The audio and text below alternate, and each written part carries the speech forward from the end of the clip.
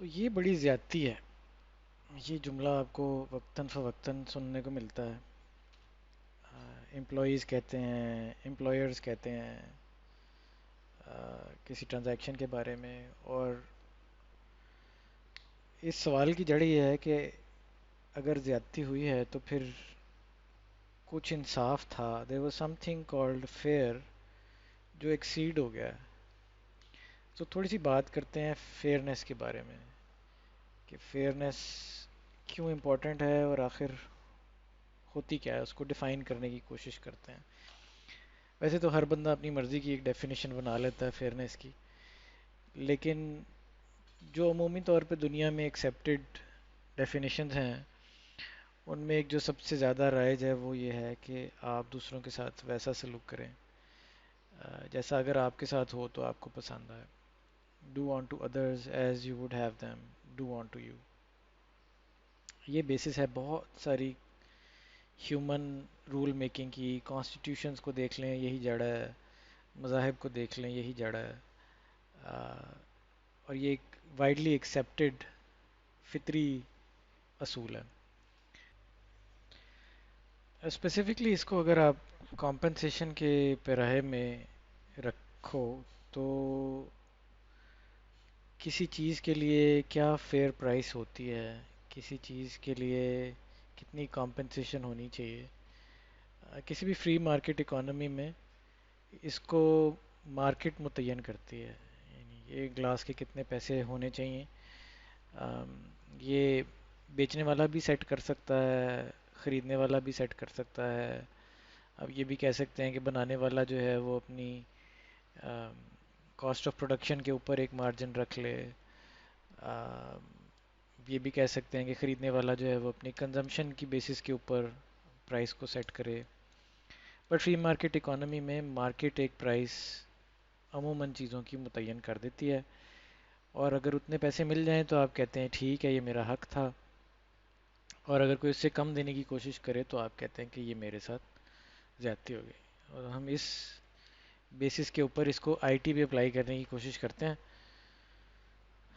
اور یہ سامنے آپ کے جو چارٹ آ رہا ہے یہ اس ایلیبریشن کی ایک کوشش ہے. So what we are trying to define our sort red bands جہاں جانے سے آپ سسٹینیبلی ایک چیز کو نہیں کر پائیں گے، and they are green bands جہاں پہ اگر آپ اس بینڈ کے اندر ہیں تو you are being fair to the other party in the general sense, in the market sense of that word. So سب سے پہلے کالم کو دیکھ لیتے ہیں. یہ ایک ایسے سنیریو ہے جہاں پہ لیٹس سے ایک سافٹ ویئر انجینئر ہے جو کہ ایک سیلریڈ امپلائی تھا، اس کی ایک تنخواہ تھی، اور وہ ایک کسٹمر کے لیے کام کرتا تھا، اور وہ کسٹمر ڈائریکٹلی اس بندے کو بل کر دیتا تھا فار ہز سروسز. اور اس اسپیسیفک ایگزامپل میں $30 این آور کے اوپر یہ جو ٹاپ لائن ہے اس کے اوپر بل کر دیتا تھا وہ کسٹمر کو. Don't get too hung up on the specific rates, یہ فرق بھی ہو سکتے ہیں آپ کے کیس میں. Just understand the general model of how these things operate. So $30 کے اوپر وہ بل کر رہا تھا کسٹمر کو. کچھ پیسے اس کو رکھنے تھے اپنے پاس سیلز وغیرہ کے لیے، ایڈمنسٹریشن کے لیے. That is this box. Sales اور ایڈمنسٹریشن کے لیے اس نے اپنے کچھ اوور ہیڈز نکال دیے، رفلی دیٹس ٹپیکلی اراؤنڈ 30%. اب اس کے پاس پیچھے بچ گئے $20، 70% آف دا بل ریٹ.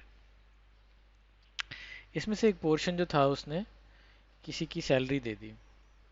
کسی کو سیلری دینی تھی تو اس نے سوچا کہ کتنی سیلری میں اس کو دے سکتا ہوں. تو سرمایہ دار تھا، اس نے سوچا کہ میں اس کو کم سے کم تنخواہ دینے کی کوشش کرتا ہوں. تو وہ یہ نچلے بینڈ سے سٹارٹ ہوا. تو جب وہ نچلے بینڈ سے سٹارٹ ہوا تو اس نے کہا کہ میں منیمم کتنی دے سکتا ہوں. تو اس نے مارکیٹ میں جا کے پوچھا کہ یہ جو سافٹ ویئر ڈیولپر تھا میں نے رکھا اس کی مارکیٹ میں کیا سیلری تھی. Let's say in this example ہم کہتے ہیں اس کی 1.5 لاکھ سیلری تھی. مارکیٹ میں ایک سافٹ ویئر ڈیولپر آف فلاں یونیورسٹی اینڈ فلاں اسکل، آپ نے کہا کہ اس کی 1.5 لاکھ سیلری تھی.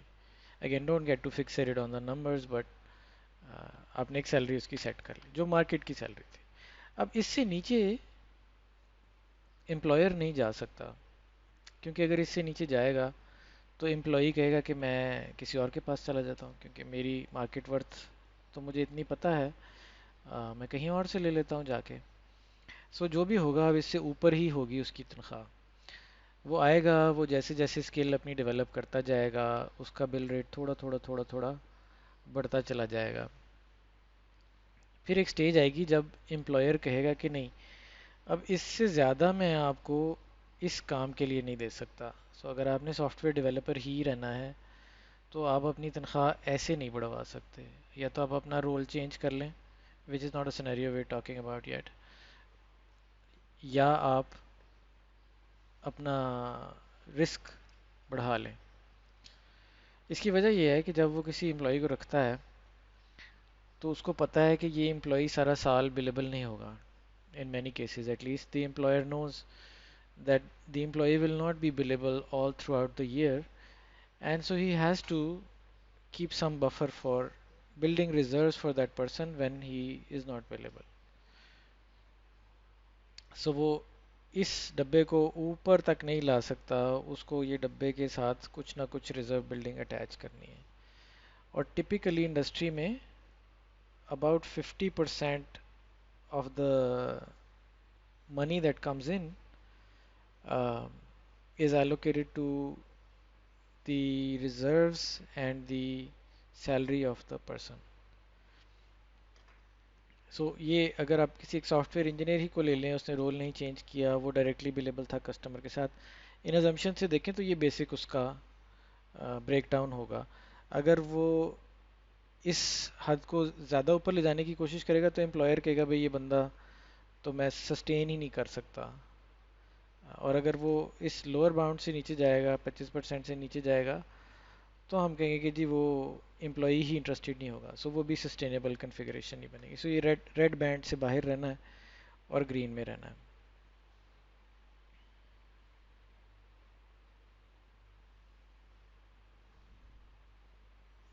اب یہ بیچ والے کالم کو ہم اسکپ کر دیتے ہیں، آخری کالم پہ آ جاتے ہیں.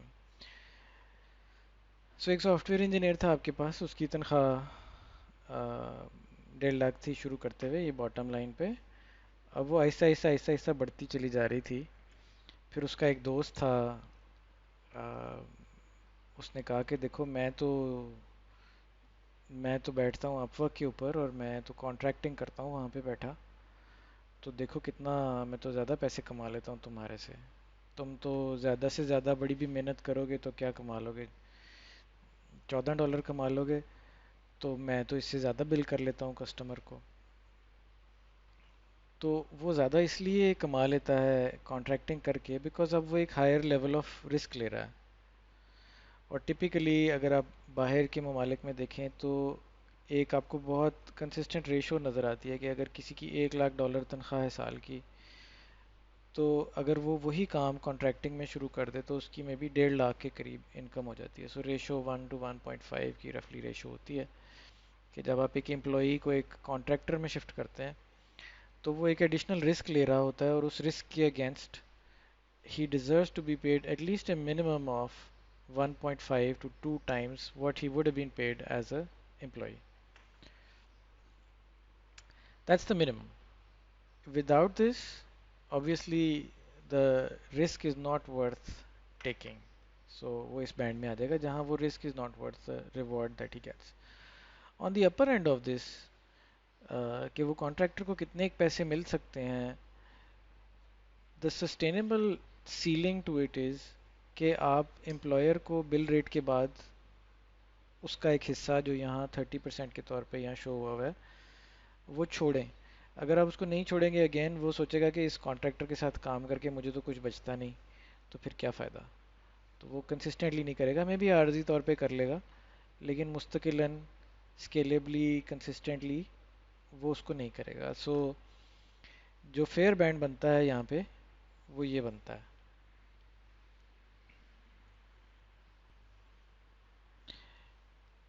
And so the middle band is something in between the two ends, کہ جہاں وہ بندہ رسک لینا چاہتا ہے لیکن بہت زیادہ نہیں، وہ کمپیٹنٹ ہے لیکن بہت زیادہ نہیں، وہ سیلف مینیجنگ تھا لیکن کمپلیٹلی نہیں تھا، सो उन केसेस में ये बेसिक जो कॉन्ट्रैक्टर का हमने बैंड डिफाइन किया था वो थोड़ा सा नीचे शिफ्ट हो जाता है.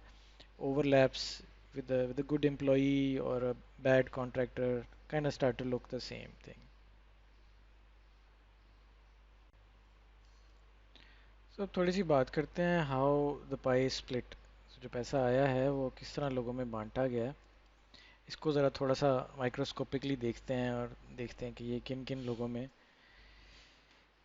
किन किन लोगों के हाथ लगा है और कैसे लगा है. Again, many of these numbers you don't have to be very stringent about them.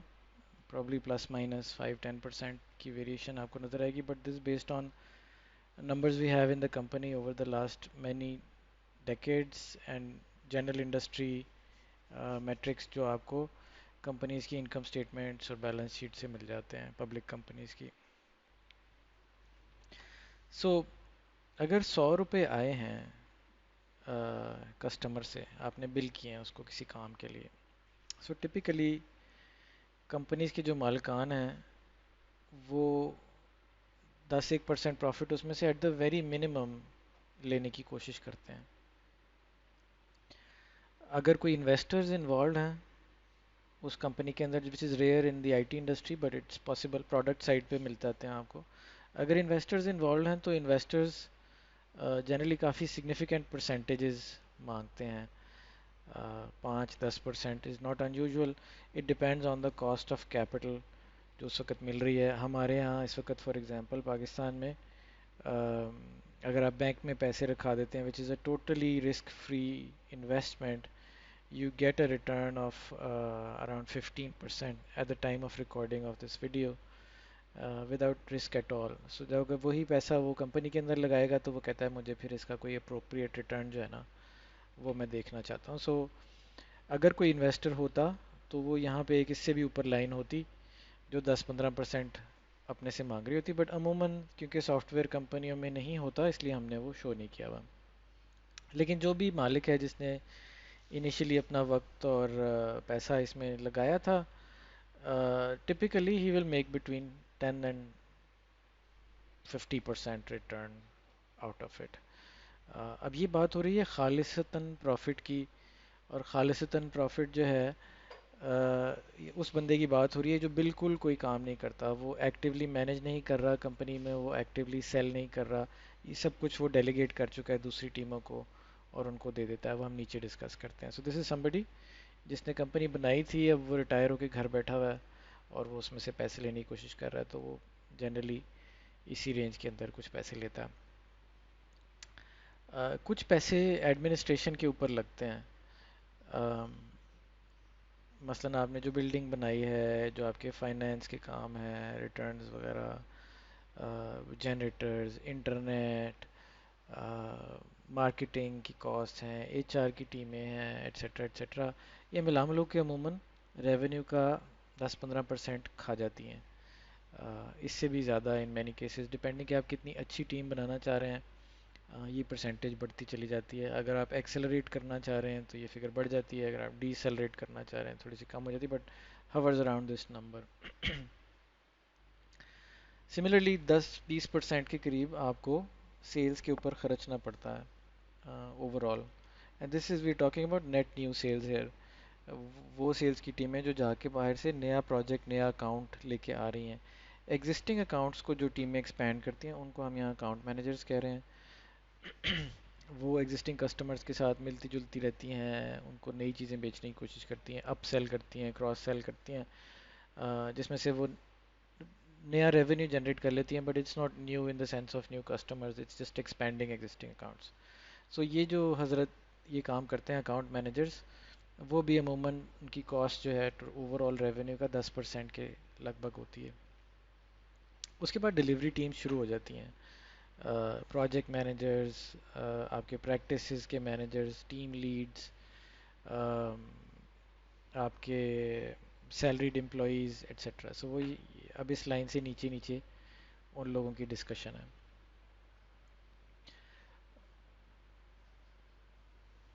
So in a typical company एक मैनेजर जो है वो 5 से 10 लोगों के ऊपर اسائنڈ ہوتا ہے. سو جنرلی پہلا ٹائٹل اس کو ٹیم لیڈ کا دیا جاتا ہے اور ہر 5 ڈیولپرز کا ایک ٹیم لیڈ ہوتا ہے. امریکہ میں یہ فگر 1 to 10 ہوتی ہے، ہمارے یہاں یہ تقریباً 1 to 5 کی ریشو ہے. But that this person now stops making money. اس کی جو ایسنس ہے وہ یہ ہے کہ وہ اب 10 لوگوں کی کمائی میں سے ایک حصہ رکھ رہا ہے، بجائے اس کے کہ وہ ڈائریکٹلی خود اپنی کسی کمائی میں سے پیسے لیتا ہے. سو ٹپیکلی ریونیو کا 10% آپ کو ایسے مینیجر کے اوپر خرچنا پڑتا ہے. وہ 10% جو ہے وہ اس کی ایکسٹراڈنری کمپٹنس کی وجہ سے، اس کی پروفائل کی سیلیبلٹی کی وجہ سے، اس کی مینجمنٹ ایبلٹی کی وجہ سے آپ اس کو دے رہے ہوتے ہیں. اور اس کا سب سے بڑا کمال یہ ہوتا ہے کہ وہ اپنے نیچے بندے تیار کر رہا ہوتا ہے اور ان کی خامیوں کے اوپر پردے ڈال رہا ہوتا ہے. سو اگر ان کی کمیونیکیشن اچھی نہیں ہے تو وہ ان کے بہاف پہ کر رہا ہوتا ہے. اگر ان کی ٹیکنیکل سکلز اچھی نہیں ہے تو وہ ان کو ٹیکنیکل گیپس برج کر رہا ہوتا ہے. اینڈ ان مینی کیسز وہ ہی is also responsible for keeping a certain utilization in the team. In essence وہ اپنے بینچ کو بھی کنٹرول کر رہا ہوتا ہے.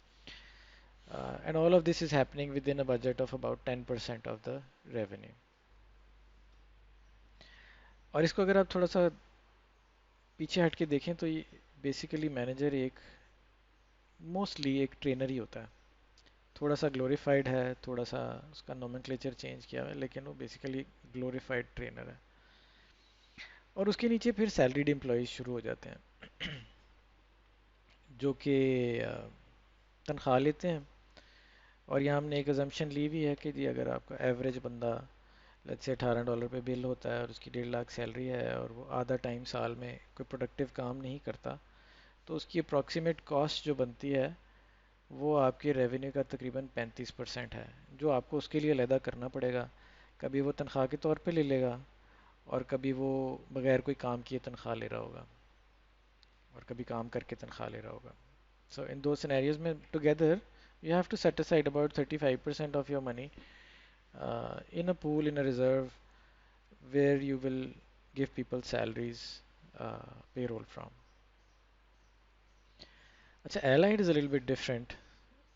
اور allied میں جو کی ڈفرینسز ہیں وہ یہ ہیں کہ ایک تو مالک جو ہیں because we are not for profit, the money around profits is cycled back to the employees. So مالکوں نے اپنا رائٹ ٹو پروفٹس فورگو کر کے امپلائیز میں واپس ڈسٹریبیوٹ کر دیا ہے. And the company is run as a cooperative, جس میں مالکان بھی جو ہیں، جو مینیجرز ہیں کمپنی کے، وہ بھی کانسٹنٹلی چینج ہوتے رہتے ہیں. But the company by rule never makes a profit and that money goes to the employees of the company, whether they are sales people or delivery people or the administrative staff. وہ انہی میں cycle ہو جاتا ہے، مالکان نہیں لیتے. Administration cost جو ہیں وہ 15% والی، وہ ایلائڈ کے اندر تقریباً 2.5% ہے. اس کی دو وجوہات ہیں. ایک تو یہ ہے کہ as the company grows there are economies of scale that come into play, جس سے کہ کاسٹ، آپ کی جو ایڈمنسٹریٹو کاسٹ ہے as a percentage of revenue, وہ کم ہونی شروع ہو جاتی ہے. دوسری بڑی وجہ شاید یہ ہے کہ جتنے فنکشن ہیں ایچ آر کے، فائنینس کے، مارکیٹنگ کے، یہ سب ایلائڈ کے پارٹنرز پرو بونو کرتے ہیں. یعنی they don't charge for participating in this, and that results very significantly in the reduction of these percentages. Sales ہمارے یہاں بھی تقریباً 20% اور 10% کے قریب ہے. یہاں سے آگے ایک ڈفرینسیشن سٹارٹ ہوتی ہے ہمارے میں اور باقی کمپنیوں میں، کہ جہاں اگر تو آپ امپلائی ہیں جس کو ہم Tier 1 کہتے ہیں، ریگولر سیلریڈ امپلائی ہیں، تو آپ کو وہی تنخواہ ملتی ہے جو آپ کو مارکیٹ میں ملتی ہے. لیکن اگر آپ ایک ایسے انڈیویجول ہیں جن کو ہم Tier 2s کہتے ہیں، جو رسک لینے کو تیار ہے، وہ کہتا ہے کہ میں ایک کانٹریکٹر کی طرح بیہیو کروں گا اور مجھے صرف تب پیسے دینا بے شک جب میں बिलेबल हूँ। मैं ना बिलेबल हूँ तो मैं अपना कुछ पैसे अलहदा करके खुद मैनेज कर लूँगा, but I don't necessarily need that from you. और ये कि मैं अपने आप को खुद मैनेज कर सकता हूँ, मैं अपनी ट्रेनिंग, अपना टाइम, अपना वक्त, अपना बेंच जो है वो मेरी जिम्मेदारी है, सो मुझे किसी मैनेजर की ज़रूरत नहीं है। सो अगर वो ये हमें कह देता है कि जी मैं अपने नैनक्स खुद संभाल लूँगा, तो we give him 70% of the revenue which is essentially everything beneath this line. Um, और अगर वो कहता है कि नहीं मैं अपना इंतज़ाम खुद नहीं कर सकता, तो then he is classified as a tier one. उसका एक मैनेजर होता है जो तकरीबन 33% वो रख लेता है for training him and managing his bench and training him etcetera, और उसको 35% जो है हम उसकी तनख्वाह के अंदर ट्रांसफ़र करके फॉरवर्ड कर देते हैं। इस सारी कहानी में कुछ की अजम्पशन हैं, वो जनरली लोग क्योंकि रेज़ करते हैं तो मैंने यहाँ लिख दिए हैं। अ, अगर आपका पर्टिकुलर सिनेरियो इनमें से किसी अजम्पशन के साथ कॉन्फ्लिक्ट करता है, तो you may find this model to be slightly misrepresentative of your situation.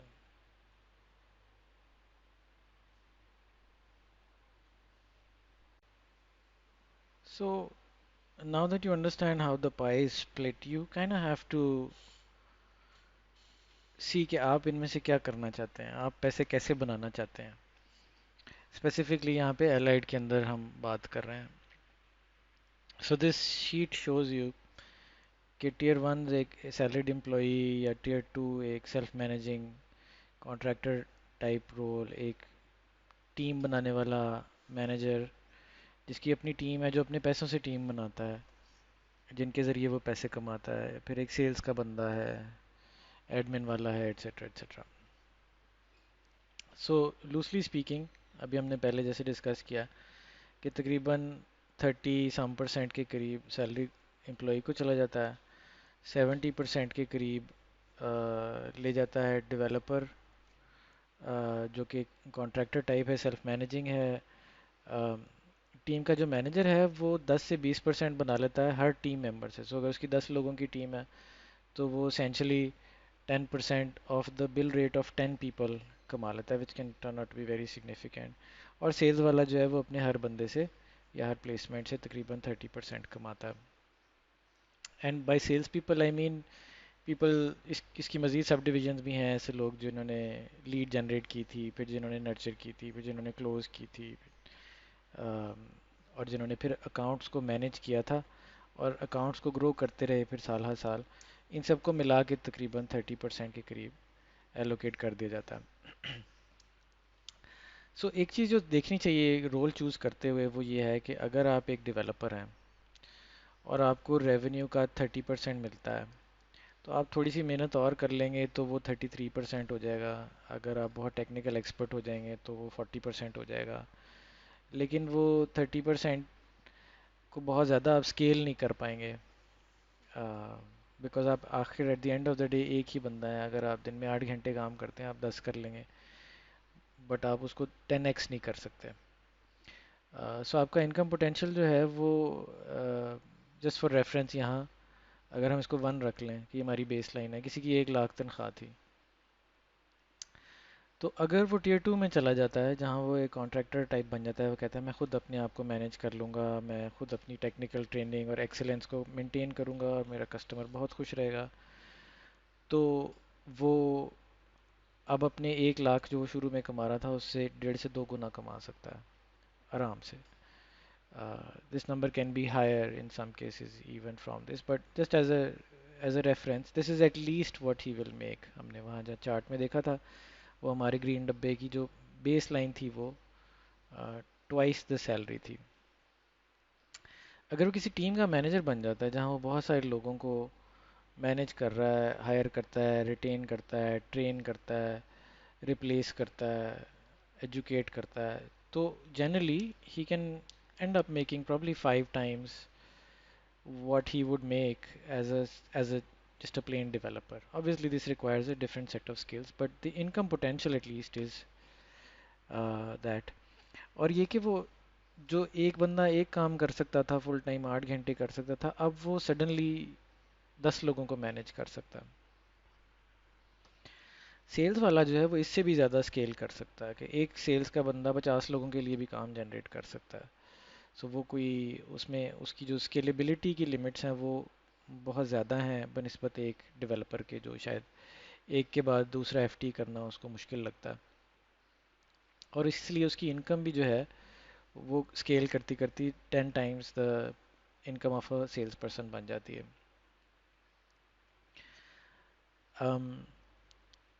اگر آپ اس کو رسکس کے پرسپیکٹیو سے دیکھیں تو as you try and decide کہ آپ نے ان میں سے کیا رول پلے کرنا ہے اور آپ نے اپنے پیسے کیسے کمانے ہیں ابھی یا اگلے سال میں. لیٹ سے آپ کہتے ہیں کہ میں نے یہ ڈیسائیڈ کرنا ہے کہ میں کہاں سے اپنے پیسے کماؤں گا، تو you kind have to think about maybe some of these things جو یہاں نیچے مینشن کی ہوئی ہیں. سو اگر پرسنالٹی ٹریٹس کے پوائنٹ آف ویو سے دیکھیں تو آپ کا جو ایز اے ٹیئر ون آپ کا جو سوشل امپیکٹ ہے شاید وہ منیمل ہے.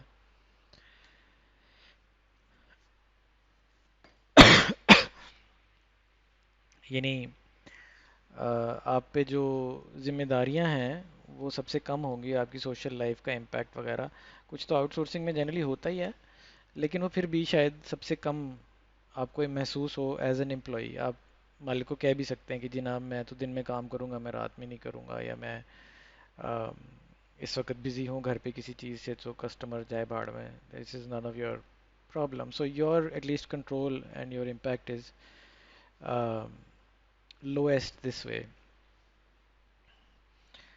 The risk you are taking is also the lowest کیونکہ somebody else is guaranteeing کہ آپ جب آپ غلطی کریں گے تو کوئی مینیجر آپ کی ہیلپ کر دے گا، جب آپ کو کچھ نہیں آتا ہوگا تو کوئی آپ کو سکھا دے گا، جب کام نہیں آ رہا ہوگا تو کسی اور کی ذمہ داری ہے کہ وہ آپ کو کام لا کے دے. سو آپ کا اپنا رسک جو ہے وہ بہت کم ہے.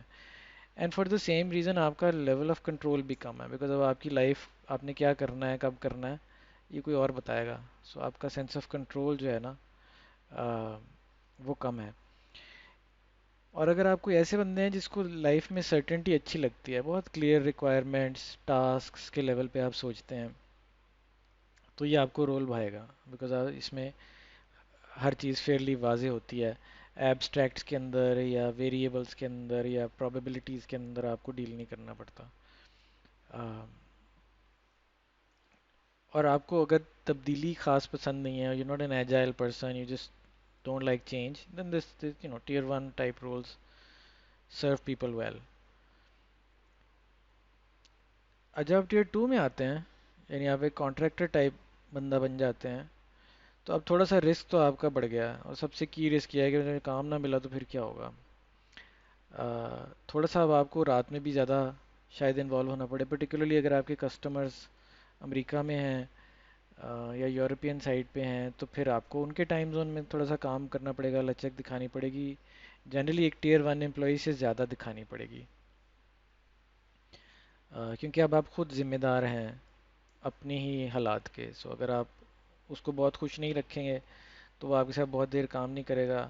اور کیونکہ اب آپ خود ذمہ دار تھے، اپنے ریونیو کے ساتھ ہی ٹائرڈ تھے، وہ چلا گیا تو آپ کا ڈائریکٹ نقصان ہوگا. So generally people will do more compromises when they come into the tier 2 role. آپ کیا پروجیکٹ کرتے ہیں کب نہیں کرتے، اس پہ آپ کا کنٹرول بڑھ جاتا ہے. So very high degree of control. By and large there is a lot of certainty in what you doing, but کیونکہ آپ ایک اب مارکیٹ کے ساتھ جڑ گئے ہیں، سو یہ امکان رہتا ہے کہ کوئی تبدیلی آ جائے مارکیٹ میں تو آپ کو اس کے ساتھ ایڈجسٹ کرنا پڑے گا. سو کچھ نہ کچھ فلوئڈٹی ہوتی ہے، لیکن ایز اے جاب سے تھوڑی سی کم ہوتی ہے.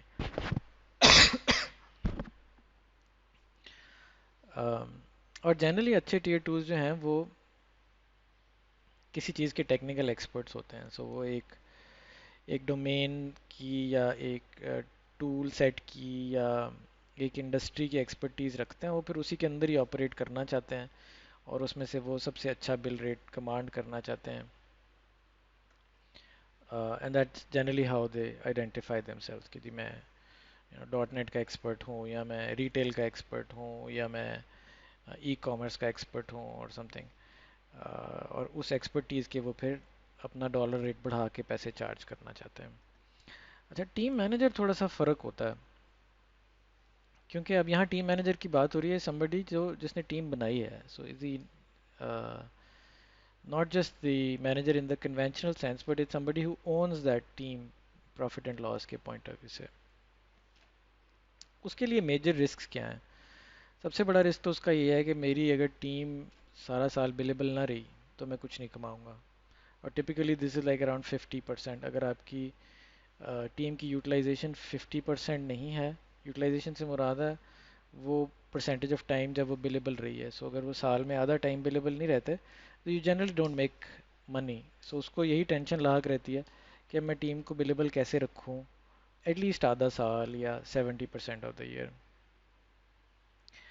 फिर ट्रेनिंग, उसको पता है कि जो वो बंदे हायर करेगा वो शायद फुली ट्रेन नहीं होंगे और कुछ ना कुछ वक्त लगाना पड़ेगा उन पे, आइदर विद टेक्निकल ट्रेनिंग और आर्किटेक्चर एंड डिज़ाइन और कम्युनिकेशन और सॉफ्ट स्किल्स वट एवर। ये सब ट्रेनिंग है जो उसको करानी पड़ेगी, जिसकी कि कॉस्ट होगी। जितना वो सस्ता बंदा पकड़ेगा उतनी ट्रेनिंग की कॉस्ट बढ़ जाएगी, जितना वो महंगा बंदा पकड़ेगा उतने उसके मार्जिन्स कम हो जाएंगे।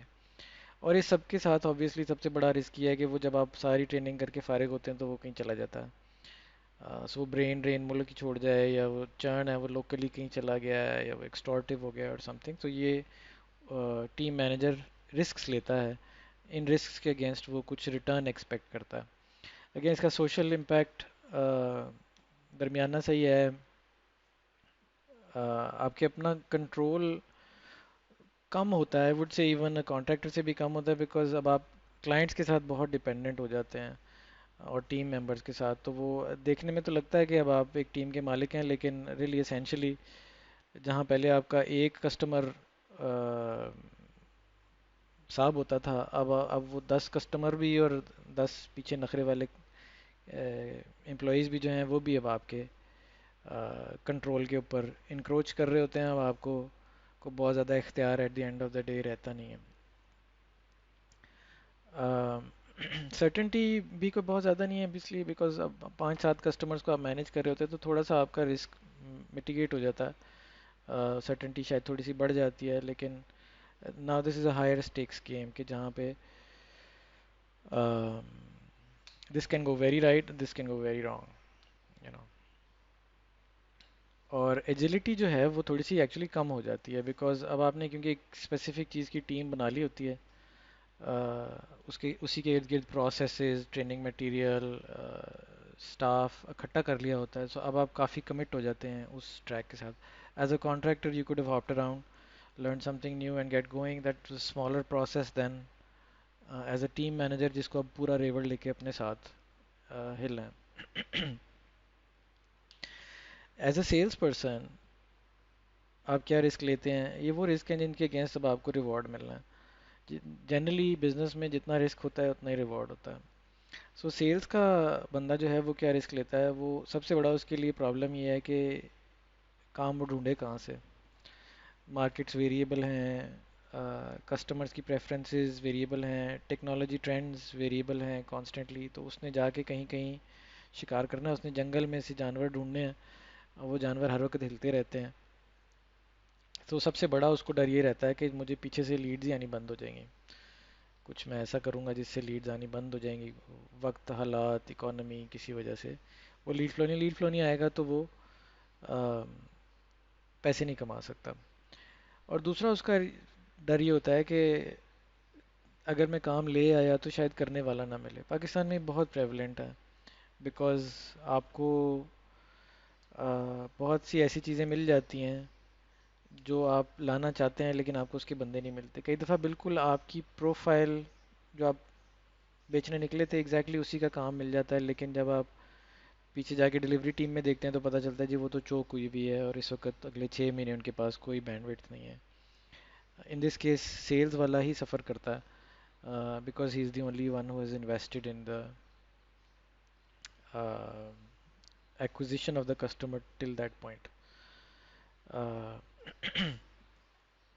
इसमें सोशल इम्पैक्ट सबसे हाई होता है। जनरली सेल्स के लोग जो हैं, मोस्ट ऑफ द टाइम सारी रात उनको काम करना पड़ता है, कस्टमर की टर्म्स पे करना पड़ता है। कस्टमर से मीटिंग मिल जाए तो वो there is no way that they will miss that, there is no way that gets रीस्केड्यूल्ड even. So generally family lives जो हैं वो सबसे ज़्यादा इम्पैक्ट होती है, family life, social lives, as a sales person. Control इतना नहीं है, सर्टेनिटी भी इतनी नहीं है, और आपको बहुत एजाइल होना पड़ता है। So you have to have an ability to adapt to constant changes in the marketplace. So whereas a developer will tell you कि जी मैं फलानी चीज़ का एक्सपर्ट हूँ, और फिर वो वहाँ से हिलना नहीं चाहता। A salesperson is on the quite the opposite end of the spectrum, where he without inhibition will chase what the customer is asking for. Um, that is the way that works.